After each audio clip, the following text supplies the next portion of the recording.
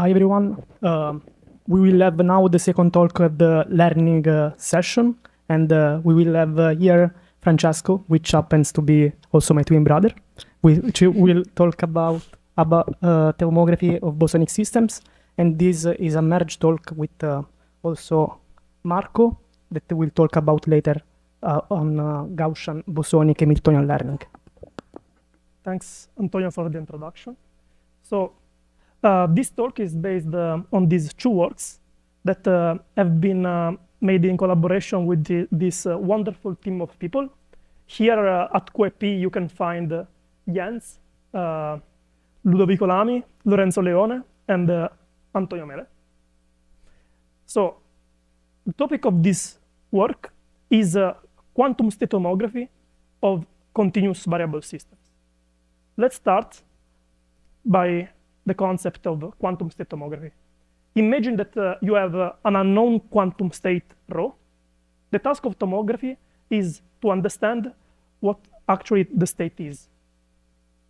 You can imagine that you have n copies of the unknown state ρ, and the task of tomography, a tomography algorithm, takes in input n copies of ρ and outputs a classical description of a state ρ tilde that is a good approximation of the true unknown state ρ. What does it mean, good approximation? It means that the output state ρ tilde is epsilon close in trace distance to the true unknown state ρ with high probability. We use trace distance because it has a strong operational meaning thanks to the Euler-Wallström theorem. And by summarizing, the problem of quantum state tomography is as follows. Given n copies of the unknown state ρ, and the ρ is promised to be in a subset S of the set of quantum states, the goal is to output ρ tilde such that ρ tilde is epsilon close to ρ with high probability. In order to measure the performance of quantum state tomography, one can define the concept of sample complexity. The sample complexity is the minimum number of copies that allows one to solve the problem of tomography with precision epsilon in trace distance. Of course, the sample complexity depends also on the subset S. For example, if the subset S is the full set of qubit mixed state, then the sample complexity is given by d square over epsilon square. When the set S is the set of pure qubit states, then the sample complexity reduces to d over epsilon square. And I ask you to remember for the rest of the talk that in the finite dimensional setting, the epsilon scaling of the sample complexity is always like 1 over epsilon square. This will be very important for later. So now let us talk about continuous variable systems. Continuous variable systems are basically, for example, quantum optical systems. The role of one qubit here is played by the so-called one mod. One mod is basically one qubit with d equal to infinite, an infinite dimensional qubit. The Hilbert space of one mod is the span of ket 0, ket 1, and so on for all the natural number. These states are called the Fock states, and the state ket d represents the state with d photons. And by definition, a continuous variable system is a quantum system that consists of n mods. You can think of it as n qubits with d equal to infinite. So our work analyzes tomography of continuous variable systems. Let's start with a trivial observation. If you have no prior assumption on your unknown quantum state, then tomography is, strictly speaking, impossible. This is because the dimension is infinite, and so the sample complexity is infinite. However, you always have a prior information on your unknown state ρ, That is, you always know that the energy of your light source in lab is bounded. Is bounded, for example, the energy budget that you have in the lab. And this is a priori information. Energy here is measured by the energy observable, also called total photon number operator, that is defined as this. It basically counts the total number of photons in the state. And the assumption that we have on the unknown state rho is that rho satisfies these energy constraints. It means that the unknown state rho satisfies that the expectation value of the energy observable onto the unknown state rho is promised to be upper bounded by a known constant E tot. This E tot represents the energy budget available in the lab. And the energy, the total energy, it typically scales linearly with the number of modes. It's an extensive quantity.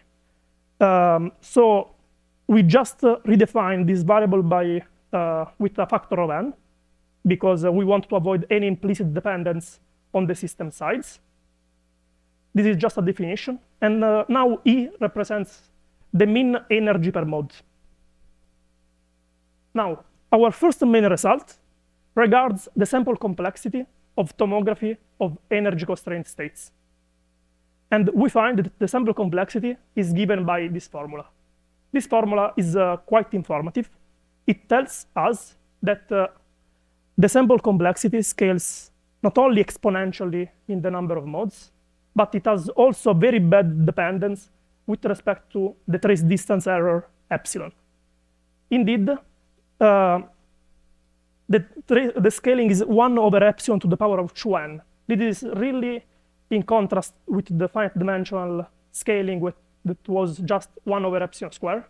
And this established that tomography of continuous variable systems is extremely inefficient. So we have seen that tomography of continuous variable systems is, in general, extremely inefficient.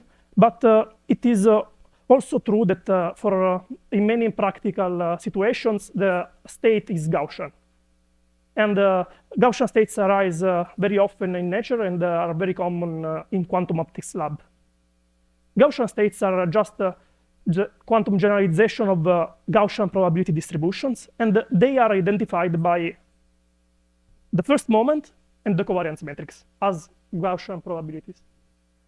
These are two quantities, two vector and a matrix, that crucially can be estimated via suitable Gaussian, suitable quantum measurements.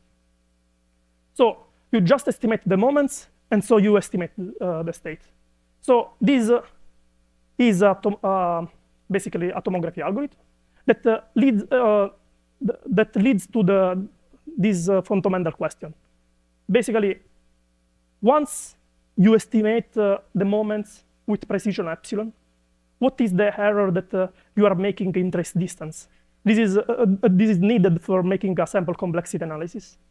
And in order to answer to this question, you have to find upper bound on the trace distance between two Gaussian states in terms of the distance between the moments. By denoting as rho v the Gaussian state with covariance matrix V and the first moment 0, we would like to have a bound as this. And this problem was proposed in our first work, and then was tackled by Alexander Olevo, and then by Fanizza, Rouzé, and Franca. And finally, in our last work, we find a tight inequality on the trace distance between two Gaussian states. And this shows, concurrently with Fanizza, that if you estimate the moments with precision epsilon, you are estimating the Gaussian state in trace distance with the same precision epsilon. And with this inequality at hand, we can perform a sample complexity analysis of tomography of Gaussian states and show that the sample complexity is indeed polynomial in the number of modes. That is, tomography of Gaussian states is efficient.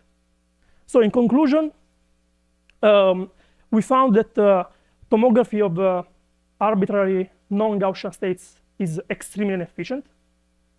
In contrast, we have shown that tomography of Gaussian states is efficient.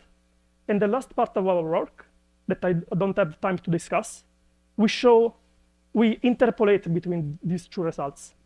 And we do this by analyzing the trade-off between the efficiency in tomography and the degree of non-Gaussianity in the unknown state. Thank you for the attention. Now I leave the stage to my friend and collaborator, Marco. Thanks, Francesco.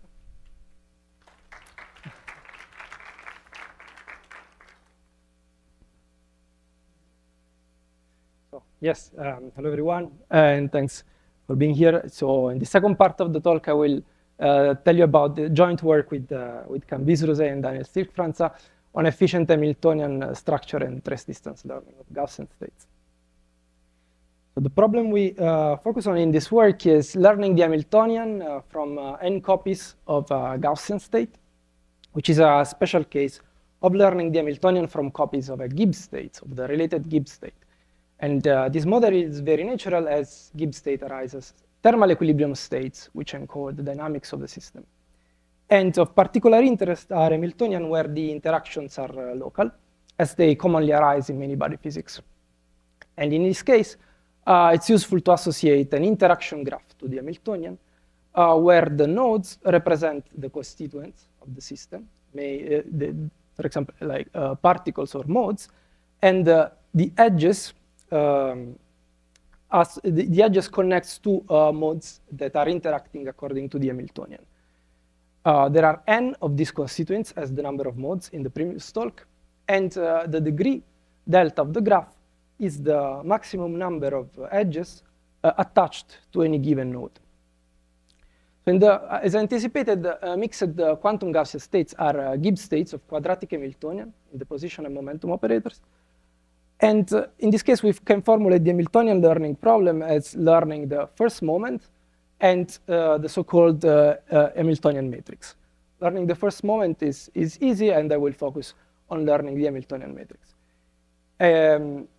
The graph associated, so this is really a matrix, a finite dimensional matrix, not an operator in an infinite dimensional space. So what we want to learn is really the entries of this matrix. And the graph associated to it is obtained in this way.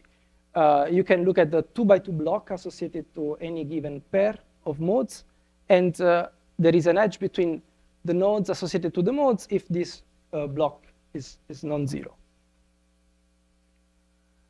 I'd like to give some background on Hamiltonian learning from Gibbs states.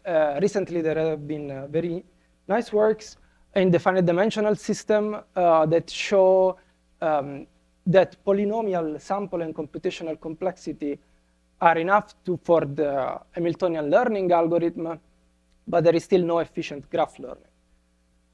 And this is in contrast with what we see in the classical literature about the analogous problems that are learning random Markov fields, and in the continuous variable case, Gaussian graphical models, so in the continuous case, Gaussian graphical models, where there is a vast literature that in particular shows that logarithmic sample complexity is possible for both Hamiltonian and graph learning.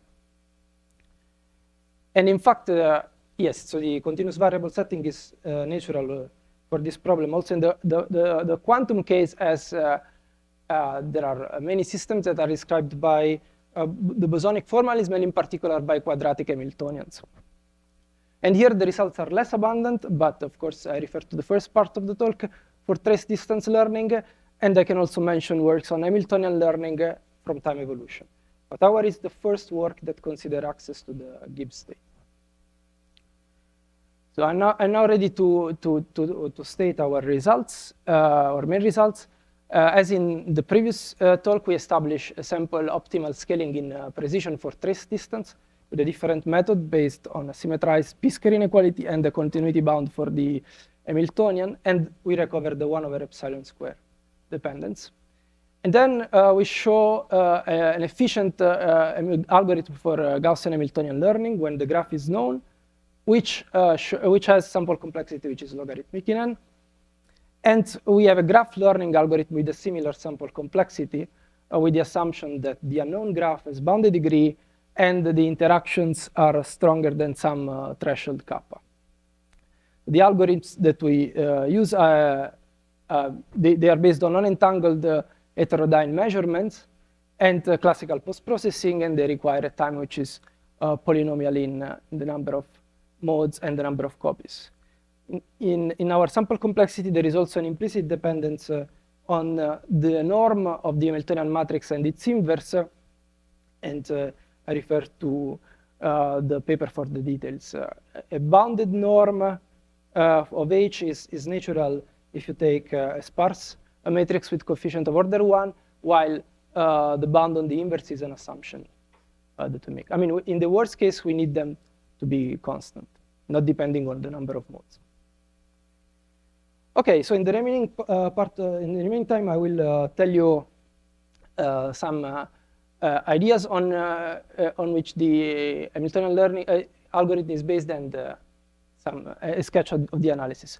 So first of all, we make use of the formal analogies between the quantum and the classical case. So in the classical case, the Hamiltonian is really just the inverse of 2 times the covariance matrix, while in the quantum case, the situation is more complicated. But it's very nice that still the Hamiltonian can be characterized completely by the covariance matrix, since we don't have a corresponding fact for the general case in finite dimension. And there are many ways of writing this relation between the Hamiltonian and the covariance matrix, and one that we find particularly useful is this formula here. And in fact, the strategy that we use to obtain an estimate of the Hamiltonian is to first estimate this inverse of 2 times the covariance matrix minus I omega. I omega is a matrix that encodes the commutator. And then we plug in this estimate in this formula. And the main technical innovation is to understand how to do this, to estimate this matrix 2V minus I omega inverse. So before telling how we do this in the quantum case, let me recall what happens in the classical case. So there, if the graph has degree delta, then the Hamiltonian is delta sparse. That means that on any row and column, there are at most delta entries which are non-zero. And using sparsity, you can recover these entries just by local inversions of blocks of the covariance matrix that are associated to neighborhoods of any node. So for example, if you want the interaction between node 1 and its first neighbors, like 3 and 7, you just look at the block of the covariance matrix associated to those modes, you invert it, and then you read either the first row or the first column. And you can do this for each node and reconstruct the Hamiltonian. Of course, you can do this also approximately, and the advantage of this method is that now the error accumulates with the size of the blocks that scales linearly with the degree, rather than with the size of the full matrix that you would have if you did just naive inversion. So in the quantum case, the situation is more complicated, but still we found out that one can approximate to V minus I omega inverse with a delta to the power of L sparse matrix using an appropriate Taylor expansion with an error that decreases faster than exponentially in the truncation degree. And this allows us to obtain an estimate of 2V minus I omega inverse using local inversions. So this time, we don't necessarily use neighborhoods of radius 1, but we can choose neighborhoods of an arbitrary radius L that has to be decided. And in doing that, we need to strike a balance between having a small truncation error, E, and also the size of the neighborhoods shouldn't be too large. In fact, if the truncation error is small, then the matrix will be closer to a sparse matrix, and the local inversion will perform more accurately. But at the same time, if the neighborhoods are too large, then we lose the advantage that we have from doing local inversions. And in this way, we can in fact show that there is a good way of choosing this radius L. And once we have our estimate for 2v minus omega inverse, we use the formula that we have for the Hamiltonian to get our final answer. I don't have time to tell you much about the graph learning algorithm, but I can say that it's based on brute force search among possible neighborhoods of radius L and test of these neighborhoods based on local inversions again. I can now conclude repeating the main results that are first sample complexity upper bound for Hamiltonian learning for bosonic Gaussian states, efficient learning algorithms with practical measurement schemes, and optimal scaling in precision for trace distance estimation.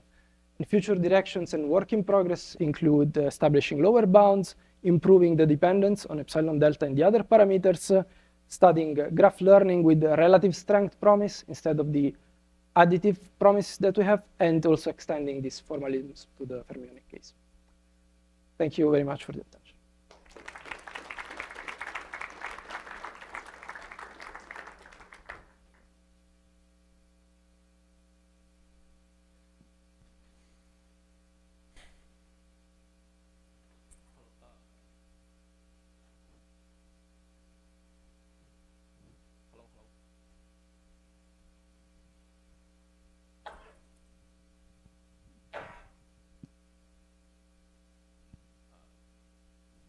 I think it's fine. Okay. Hello. Oh, in the first talk you show a result about the tomography sample complexity tomography sample complexity for general CV state, and that is both an upper bound and a lower bound. Yes. I'm curious about like how to prove the lower bound for the CV system. Okay, via epsilon net techniques. I mean, by using the result on the epsilon net for QDIT systems, we can exploit that results to map that family of states in an epsilon, to turn it in an epsilon net of the set of energy constrained states. And the proof goes via Olevo bound argument. Oh, and if D goes to infinity, that also works. What? Sorry. I mean, like in CV system, the dimension D goes to infinity, so yes. This also works for your method. Yeah, the dimension is infinite. I mean, the dimension is infinite, but you have a constraint on the expectation value. Ah, okay. I mean, we are not truncating. The dimension is still infinite. We are not truncating the Hilbert space. We are just saying that the expectation value of the energy operator on the state rho is bounded by some constant. For example, if you take a coherent state, this has is a superposition of all Fock states. Yes. But it has energy that is bounded. So yeah. Still infinite dimensional. Okay, thank you. You're welcome. Thanks. Sorry, I have a follow-up question on this. So I was wondering, what if you know that a state is in the low energy subspace, like that's more restrictive than just an expectation value? Would the sample complexity be? You mean how the question is? So if the state is in the low energy subspace.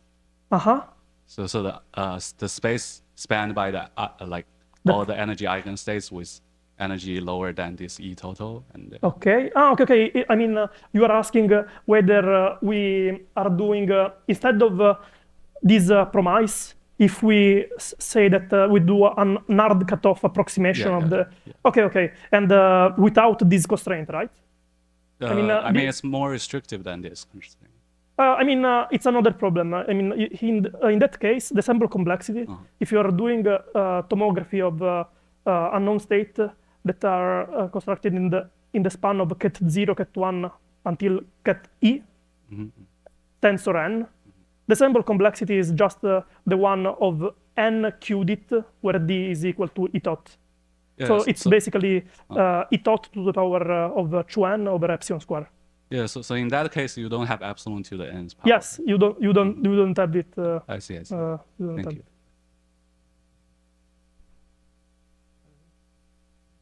Yeah. So here it is. Yeah. So I have a question about the. So you say that without assuming the Gaussian, then the sample complex is 1 over epsilon to the 2 to the n, epsilon to the 2n. Can you say a few words on like why that's the case? Because I would have assumed that like, is it because there's some more restriction on the type of measurement you can do? No. Okay. The epsilon, the intuition behind the epsilon to the power of 2n is because basically every state with energy constraint, with energy per mode E, it's epsilon close, okay, to a state that is supported on a finite dimensional subspace of dimension E over epsilon square, basically. And when you do the analysis, I mean, the dimension grows with epsilon. I mean, so when you do the analysis, this is why the epsilon to the power of 2n it appears. I see. Like some distance measure, like those kind of reasons. Okay, thank you. Yeah, thanks. Okay, maybe last question to Marco. Like, what about time evolution? Like, if you have access to time evolution, not to give states. I didn't study the problem, so I can't say. But there are these other words. Okay, thank you. Then let's thank again the speakers. But I know that you can have logarithmic sample complexity. Okay. Thank you again.